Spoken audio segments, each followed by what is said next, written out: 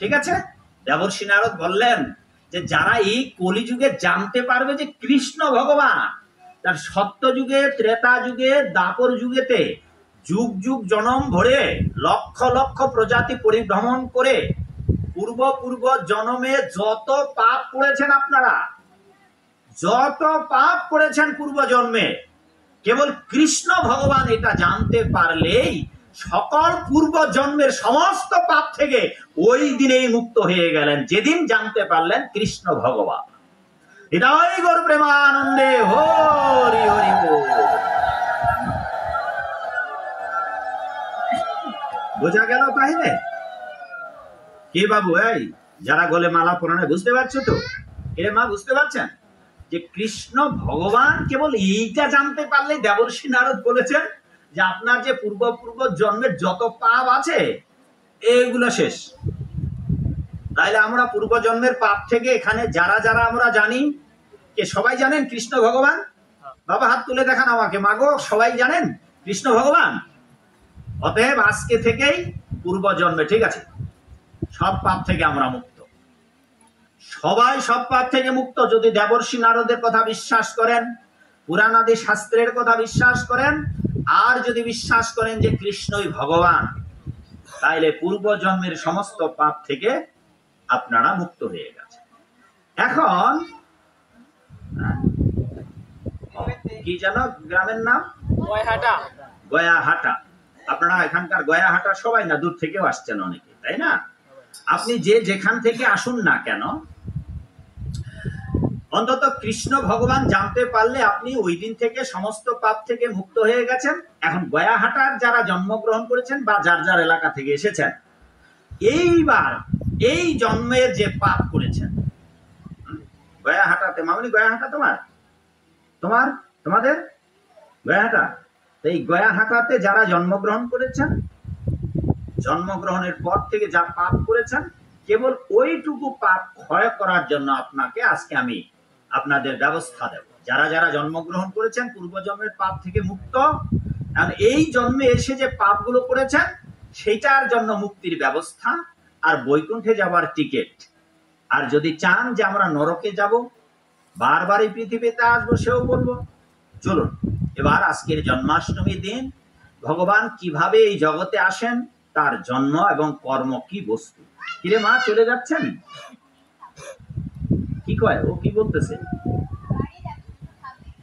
ও, খেয়ে দিয়ে নিয়ে আসেন, আবার ওরে ঘুম পাড়াইয়া আপনি না ঘুমাইয়া নেবেন, ঠিক আছে?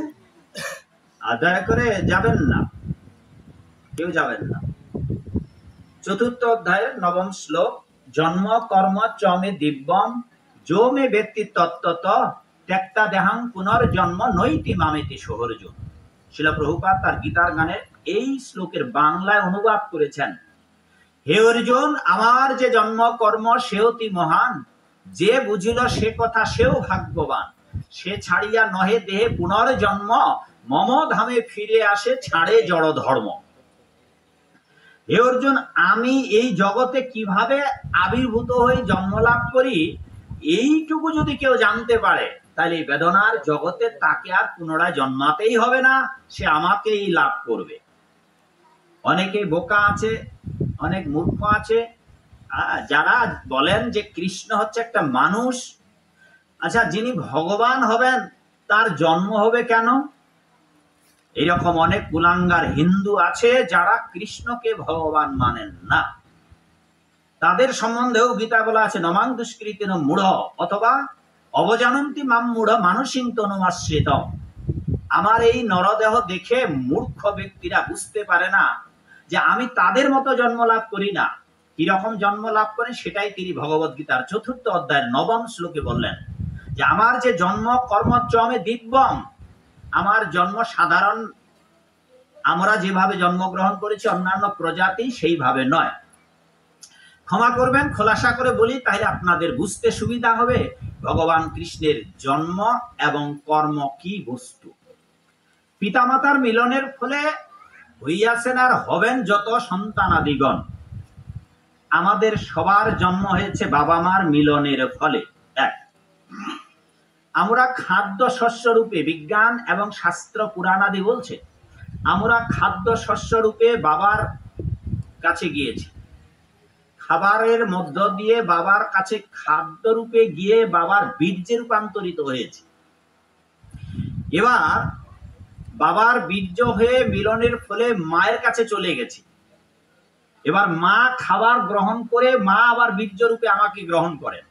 এবার বাবা এবং মায়ের মিলনের ফলে, দুজনের মিলনের ফলে আমার জন্ম হলো।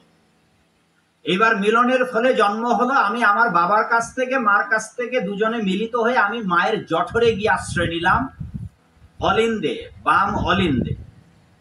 আর জঠর কোন দিকে মাগো? জরায়ু কোন দিকে, বাম দিকে না ডান দিকে?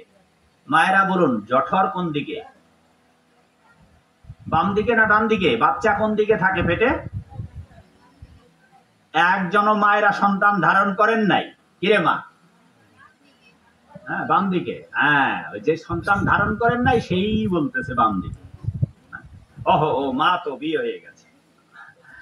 তো যাকে যে কথা বলতেছিলাম, এইভাবে আমরা জন্ম লাভ করেছি।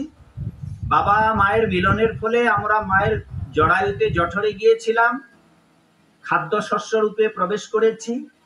এইবার জন্ম হয়েছে আমরা মায়ের দ্বার দিয়ে, যদিও এখন সিজার করে কেটে কুটে বাইর করছে। এইবার চলুন কংসের কারাগারে ভগবান কৃষ্ণ কিভাবে এলেন। ভাগবত বলে দিচ্ছে, বসুদেব এবং দেবকী দুজনের মিলনের ফলে ভগবান কৃষ্ণ জন্মান নাই। ভগবান কৃষ্ণ বসুদেবের হৃদয় আকাশে আবির্ভূত হয়েছে।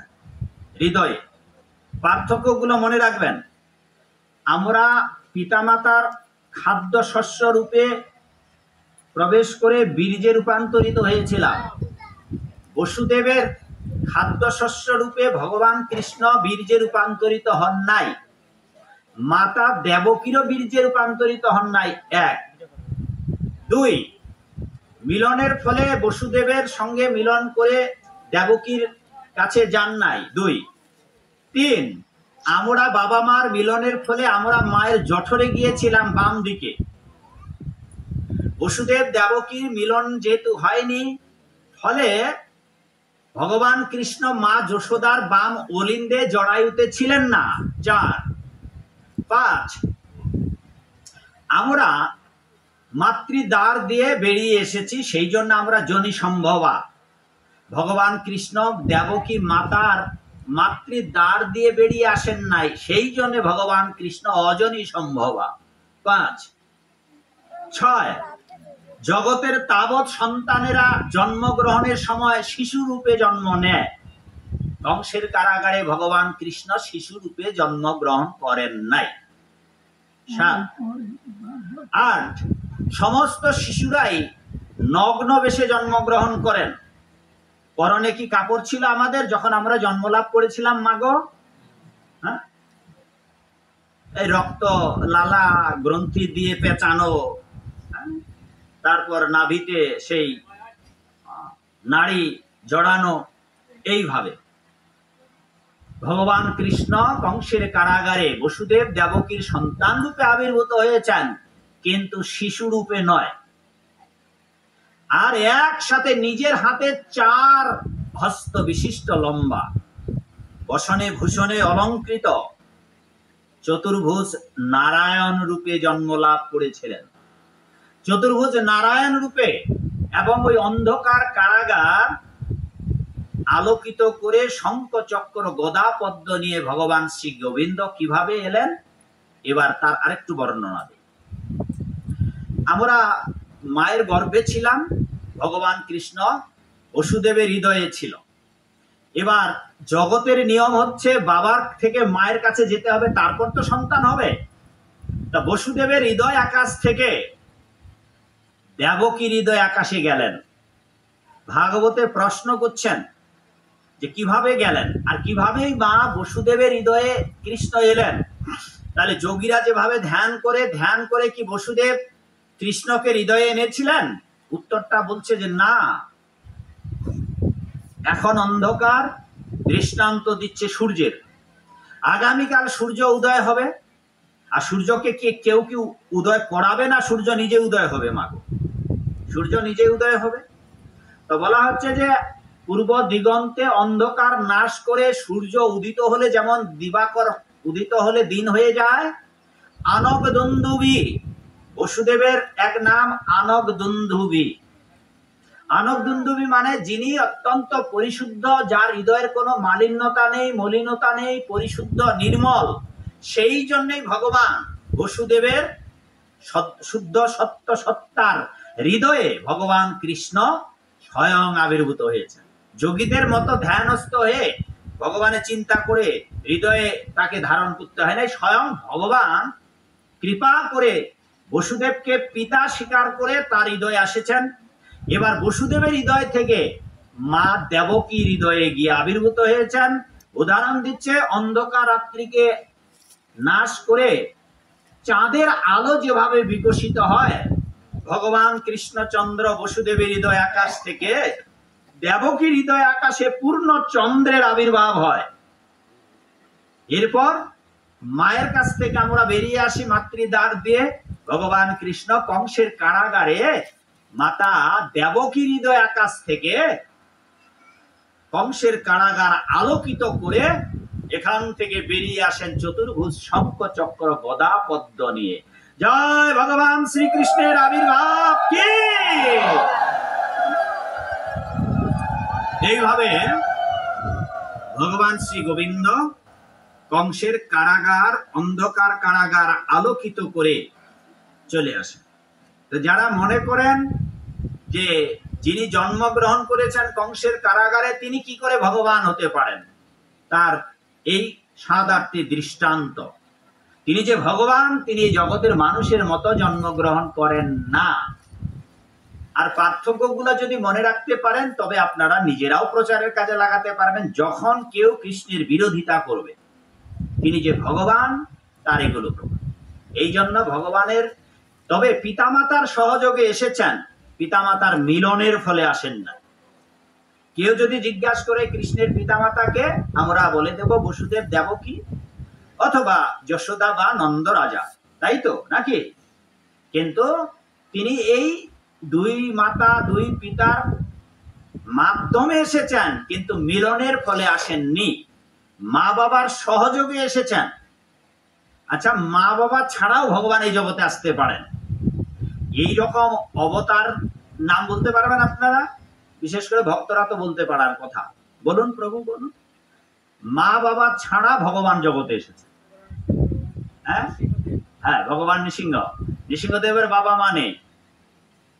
আর কে কে আছে? বসেন, আর কারো খুঁজে বার করুন। ভগবান নৃসিংহদেবের বাবা মা নাই। যদি বলেন যে ভগবান কৃষ্ণ জন্ম হয়েছে, আরে বেটা, তা নৃসিংহদেব তো জন্ম হয় নাই, হঠাৎ করে বেরিয়ে এসেছেন। কিসে থেকে, কি থেকে বেরিয়ে এলেন বাবা? বলুন মাগো, কাহিনী শোনেন নাই? নৃসিংহদেব ভগবান কোত্থেকে বেরিয়ে এলেন? কি মায়েরা জানেন না? শোনেননি? হ্যাঁ, মা কোত্থেকে বেরিয়ে এসে? প্রহ্লাদের নাম শুনেছেন তো? প্রহ্লাদের রক্ষা করার জন্য বলিরে ছলিরে প্রভু হইল বামন, দ্রৌপদীর লজ্জা হরি কইল নিবারণ। তারপর কি যেন প্রহ্লাদের রক্ষা করিল দেবনারায়ণ। এই দেবনারায়ণ প্রহ্লাদকে রক্ষা করার সময় কিভাবে এসেছিলেন বলুন প্রভু? স্তম্ভ থেকে, পিলার থেকে। এটা শোনেন নাই আপনারা? কি সব বোকামা নাকি আপনারা? ধর্মকর্ম সব চুলায় উঠাই দিছেন। জামাইয়ের বাড়ি এসে এখন কাজ করেন, আর জামাই তো ধরা সাপ। দিন রাত খালি গাদা খাটুনি, ব্যবসা বাণিজ্য, চাকুরি বাকুরি, একদম বাগডুম করেই ব্যস্ত। ধর্মকর্ম করার লাগবে না, কিন্তু একদিন তো চলে যাবেন। একদিন যাবেন না বাবা? আমরা সবাই একদিন চলে যাব। যাওয়ার বেলায় যেতে হবে খালি শূন্য হাতে, সেগুলো পরে বলি। তো চলুন কংসের কারাগার। এইভাবে ভগবান কৃষ্ণ অজনী সম্ভবা চতুর্ভুজ নারায়ণ রূপে বেরিয়ে এলেন। এটা পিতামাতার সহযোগে। ভগবান নৃসিংহদেবের কোনো পিতামাতা ছিল না। মৎস্য অবতারে পিতামাতা নেই, বরাহ অবতারে পিতামাতা নেই, বামন অবতারে পিতামাতা ছিল। বরাহ অবতারেও ব্রহ্মার নাসিকা থেকে বেরিয়ে এসেছেন।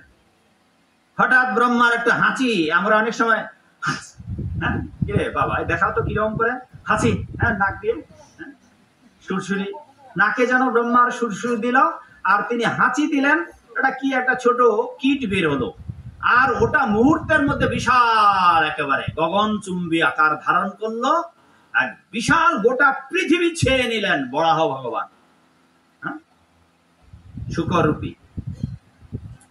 এইভাবে বাবা মা ছাড়াই ভগবান এই জগতে হঠাৎ করে আসতে পারে। সুতরাং যারা মনে করেন, যে সমস্ত নির্বোধেরা মনে করেন যে কৃষ্ণ জন্মেছে কৃষ্ণ মরেছে, এরা ভগবত তত্ত্ব জানে না। সুতরাং আজ আপনারা জানুন যে কৃষ্ণই পরমেশ্বর ভগবান, আর তা তো জানলেন যে যদি কৃষ্ণের আরাধনা নাও করেন, তাকে শুধু জানেন যে তিনিই পরমেশ্বর ভগবান, তাতে আপনার জন্ম জন্মান্তরের পাপ থেকে আপনি মুক্ত হয়ে গেলেন। কেবল এ জন্মের পাপ থেকে আপনাকে এখন মুক্ত হওয়ার জন্য চেষ্টা করতে হবে।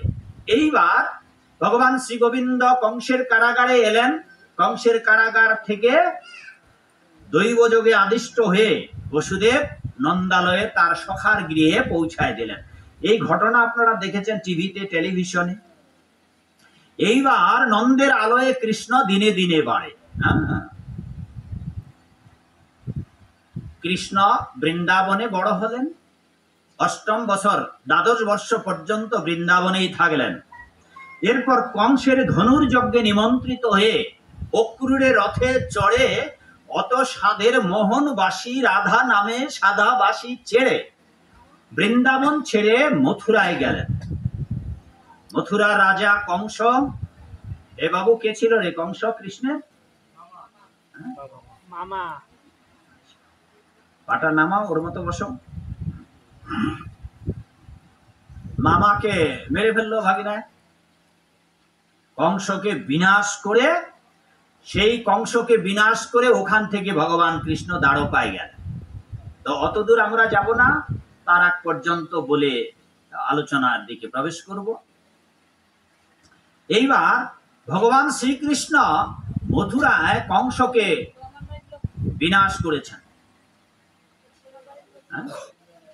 তারপর তিনি 1 মাসের জন্য বৃন্দাবনে ফিরে এসেছিলেন। এটা জগতের অধিকাংশ মানুষ জানে না যে ভগবান কৃষ্ণ চলে গেছেন, 100 বছর আসেননি, কিন্তু তার মাঝে 1 মাসের জন্য ভগবান কৃষ্ণ বৃন্দাবনে এসেছিলেন। আর বৃন্দাবনে এসে সমস্ত ব্রজবাসীদের তিনি গোলকে পাঠিয়ে দিয়েছেন। পৃথিবীতে কেউ ছিল না তখন। বৃন্দাবনে ব্রজবাসীদের, ভগবান যখন হস্তিনাপুরে দ্বারকার লীলা করতেছিলেন, তখন বৃন্দাবনে ব্রজবাসীরা কেউ ছিল না। তাদেরকে সবাইকে গোলক বৃন্দাবনে অপ্রাকৃত জগতে পাঠিয়ে দিয়েছে। একদা কি হলো, এদিকে প্রতিদিন ভগবান শ্রীকৃষ্ণ যখন গোচারণ ভূমিতে বাবা নন্দ নিয়ে যেতেন কোলে করে গরু চড়াতে,